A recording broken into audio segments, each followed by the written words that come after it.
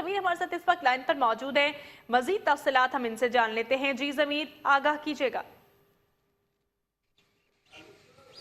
जी बिल्कुल, साबिक वज़ीर-ए-आज़म मियां मोहम्मद नवाज शरीफ के खिलाफ अल अज़ीज़िया स्टील मिल रेफरेंस की समाअत हुई और मियां मोहम्मद नवाज शरीफ आज पेश हुए थे और साथ ही साथ आज फ्लैगशिप रेफरेंस की समाअत थी, जिस पर आज जो नैब के तफ्तीशी अफसर है मोहम्मद कामरान, उनको अदालत ने तलब कर रखा था, वो अदालत पेश हुए और आज ख्वाजा अरस ने उन पर जिरा का सिलसिला जारी रखा।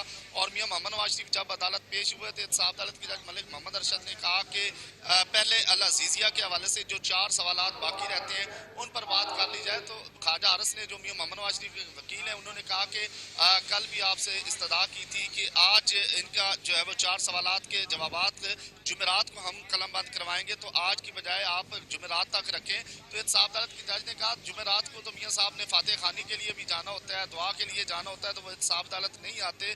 तो यकीन दहानी करवाई गई ख्वाजा अरस की तरफ से कि मियां मोहम्मद नवाज शरीफ जो है वो जुमेरात को भी अदालत आएंगे और मजीद उसके बाद केस की कार्रवाई का आगाज कर दिया गया और फिर फ्लैगशिप रेफरेंस में जो नैब के तफ्तीशी अफसर हैं उनसे सवालों जवाबात का सिलसिला जारी रखा गया। केस की समाअत में अभी थोड़ी देर का वक्फा किया गया और उसके बाद मियां मोहम्मद नवाज शरीफ को जाने की इजाजत दी गई है।